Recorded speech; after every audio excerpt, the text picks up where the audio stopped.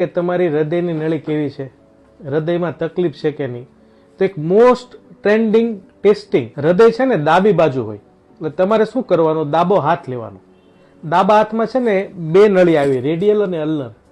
તમારે આ રીતે એને દબાવવાનું અને દબાવવા પહેલા તમારે અંગૂઠો અંદર, મુઠ્ઠી બંધ કરો અને આ રીતે છે ને 7 સેકન્ડ દબાવો, બહુ જ જોરથી. હવે જો હું દબાવું છું 7 સેકન્ડ માટે, 7 સેકન્ડ પછી તમારે આ હાથ ખોલવાનો છે અને જો હાથ 2 સેકન્ડની અંદર લાલ થઈ જાય છે તો એનો મતલબ કે તમારી હૃદયની આર્ટરી હેલ્ધી છે, તમારું હૃદય હેલ્ધી છે.